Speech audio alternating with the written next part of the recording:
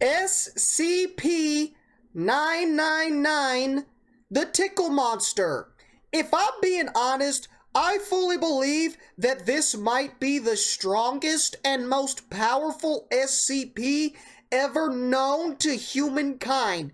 The Tickle Monster, bro. Because tickling is a form of war that nobody can withstand, bro. Like, I remember when I was a kid, right? I was in middle school and people would just randomly walk up to you and fucking tickle you. Bro, I took that as a threat. I took that as a threat on my life, bro, and I had to adjust accordingly. You know what I'm saying, bro? Tickling can bring out the laughter of anybody, bro. Tickle Thanos, and I guarantee you he never snaps away half the universe, bro.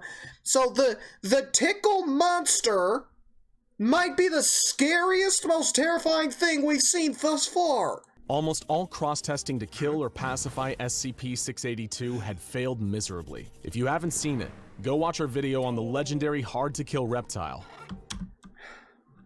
I know what you're thinking. No, this is not me. This is not me. To see just how powerful and terrifying this creature is, it faced the Gate Guardian, an SCP with a flaming sword hotter than the sun, capable of tearing your atoms to shreds, and came out fine. In its face-off with the horrifying SCP-096, also known as the Shy Guy, it broke the Shy Guy's mind and reduced it to gibbering despair. Even SCPs with supposedly unlimited powers simply refused to engage the beast in combat. So, when it was proposed that they test 682 with SCP-999, a creature known among Foundation staff— See, bro, I told you. I fucking told you, bro. This thing is indestructible. We've already looked at that. We already know what that is, bro. The god, the archangel, guardian of the gate to Eden, couldn't fucking do shit, bro. He couldn't do shit, bro. The Shy Guy, he made the Shy Guy a bitch. Okay? The zombie dude that creates vortexes, he didn't want the smoke. The statue with the fat ass that snaps necks, he didn't want the fucking smoke, bro. That plague doctor, he didn't want the smoke, bro. So who do they call in as the final resort? The Tickle Monster, bro. I'm telling you. Test 682 I'm telling you, bro. SCP-999, a creature known among Foundation staff as the Tickle Monster. The idea was considered laughable. 682 had been burned, suffocated, cut up, incinerated, and growled in the faces of the gods. How could this so-called Tickle Monster ever hope to survive an encounter, let alone win a fight? Some even believe that this was the last we'd see of SCP-999. But what makes this story truly remarkable is that that isn't how this played out. As you'll soon discover, SCP-999 is an amazing and unique SCP in and of itself. But its secret origins and its interactions with some other prominent figures in the SCP universe are what make this humble, slimy creature beyond extraordinary. Prepare yourself for the heartwarming, yes, you heard that right, the heartwarming story of SCP-999. Several highly trained agents on 682 Detail placed 999 into the immortal lizard cell. Compared to the giant reptilian sitting across from it, 999 wasn't much to look at. It's a large orange amorphous blob of anomalous slime. Weighing in at much to look at. It's a large orange amorphous blob of anomalous slime. A large orange amorphous blob made out of slime, bro. Kinda like me. Kinda reminds me a little myself. Weighing in at around 120 pounds, SCP-999 was nothing compared to the monstrosity it was supposed to face. While its weight has, in the past, caused minor injuries to some of its human handlers, it has never caused serious or long-lasting damage of any kind to a living thing. Even its diet consists only of candy and sweets, with a particular preference for M&Ms and Necco wafers. It consumes these— When I build my supervillain organization and I recruit the SCPs, this is the pet. This is my little sidekick, bro. Treats through the cell membrane. You know what I'm saying? This is like my Scooby-Doo. It's like my partner in crime. It's my day one. The body, much like an amoeba. This extremely stretchy membrane means the creature is highly malleable, including the ability to stretch and flatten itself out to a mere 2 centimeters thick. At rest, the creature takes a dome-like shape around 2 meters wide and 1 meter in height. The closest things the creature has to limbs are prehensile pseudopods. Those are the arm-like projections normally seen on single-celled organisms, of which it has at least 3. The more you hear about this utterly harmless creature, the more that matching it up with the pure embodiment of absolute hatred known as SCP-682 feels downright cruel. In absolute contrast to the misanthropic attitudes of the reptile, 999 loves humans. It has a playful dog-like attitude. Much like an overexcited puppy when approached, 999 will react with extreme joy and slither towards the nearest person in order to interact. It will leap so onto it's just them, like a little using ass 2 of its kid. 3 prehensile pseudopods to hug the person, while the third nuzzles the person's face, emitting high-pitched cooing and gurgling noises throughout. The creature is apparently pleasant in every conceivable fashion, it's adorable. as even its odor has been reported to smell just like the favorite scent of whoever is smelling it. Examples have included chocolate, fresh laundry, Hell bacon, yes. roses, and Play-Doh. Bro, I'm coming into proximity, bro. Oh my gosh, dude, that orange blob is going to omit the absolute most pungent scent of Kylie Jenner's farts, bro. You heard it. It's the favorite scent of whoever fucking sniffs it, bro. Better not put that thing around me. Examples have included chocolate, fresh laundry, You know what I'm saying? bacon, roses, and Play-Doh.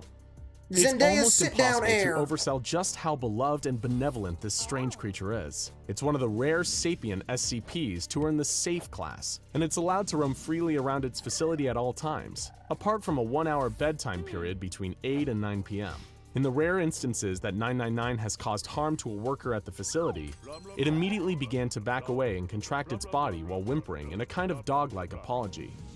The closest the Foundation has ever come to having a real incident with the creature was the time someone accidentally fed it a can of caffeinated cola, causing it to become hyper for an hour before becoming visibly queasy. You'll be relieved to know that it's since made a full recovery. But what would happen when this whimsical creature is forced to go toe-to-toe with the Foundation's most ill-tempered monster? The employees observing the test watched in suspense as 999 began to enthusiastically slither towards 682. It's no surprise that after being tortured and almost killed hundreds of times during testing, 682 had grown jaded to the cross-tests it was regularly subjected to. When it saw this strange orange blob squelching across the ground towards it, it sighed and groaned, expecting the worst. "What is that?" the creature asked of its gelatinous guest.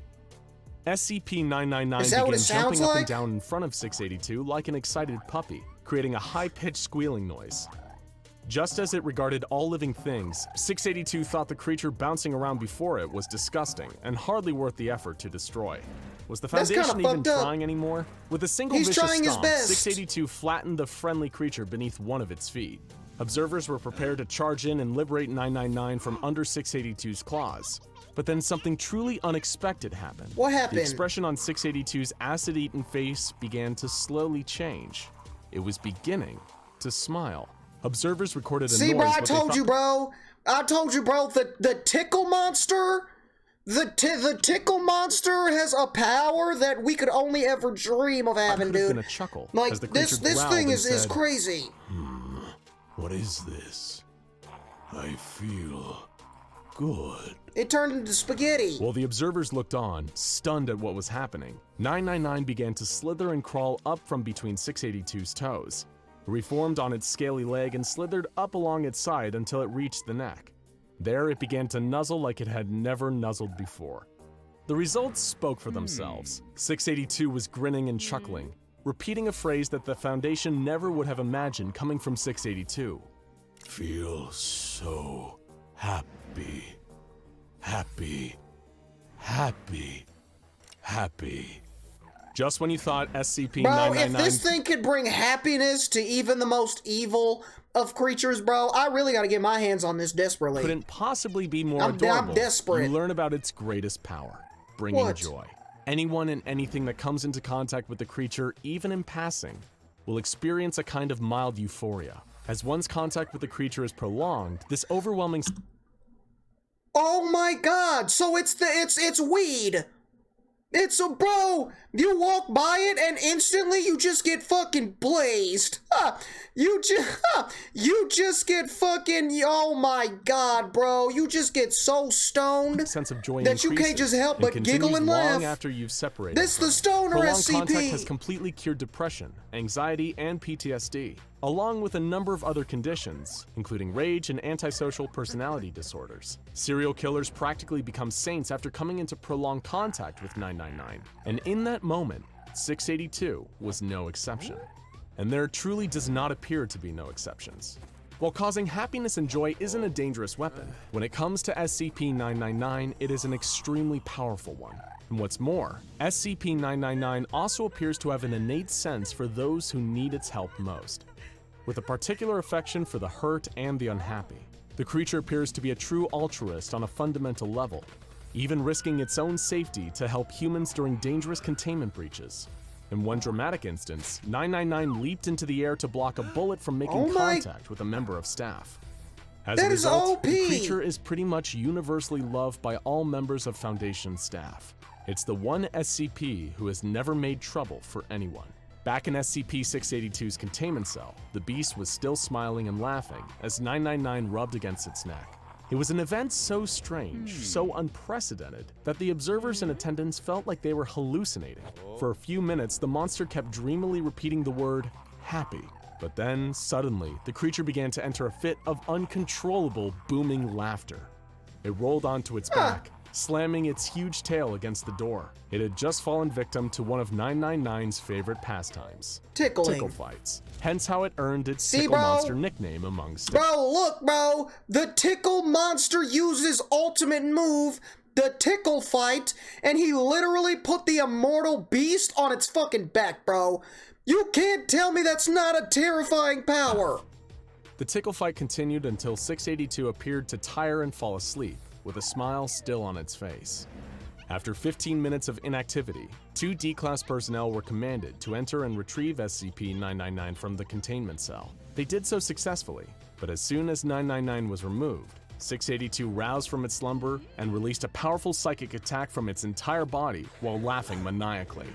It rendered all personnel within a certain distance incapacitated as they collapsed in fits of laughter, allowing 682 to escape and go on a violent rampage. However, in spite of this, 999 showed no fear and helped save some of the bystanders as security officers subdued and recaptured 682. And even after all of this, 999 showed no hard feelings towards 682 and indicated a desire to play again. It's a creature whose capacity for love is so limitless that it's practically Dude, this is a to good fear. one. Which is all well and This is a good, good because one. the true enemy that 999 is destined to face is infinitely more powerful and terrifying. Bro, I wonder what it feels, right? It's just like a blob of goo. I went right and it tickles and it makes you feel good. I wonder what happens if you put your dick in it. Than 682 could I feel like ever that's hope to something. I be. feel like it's where all. What is this monster? And why should 999 We're all have to face thinking it that, right? someday? The answers to these questions all lie in the true origins of SCP-999, available only to those with level 5 clearance and beyond. It's a perfect example of how something good can come from the darkest places. There would be no SCP-999 without SCP-231-7. SCP-231 was a collection of 7 girls, all impregnated by horrific nightmares in a ritual performed by a cult known as the Children of the Scarlet King. Each of these girls, over the years that followed, gave birth to some of the most horrific monsters imaginable. Nice. One of which, according to some, was SCP-682. These beings were manifested She birthed, imagine birthing a giant metal immortal alligator and pushing that out of a crevice in your body. Nice, dude.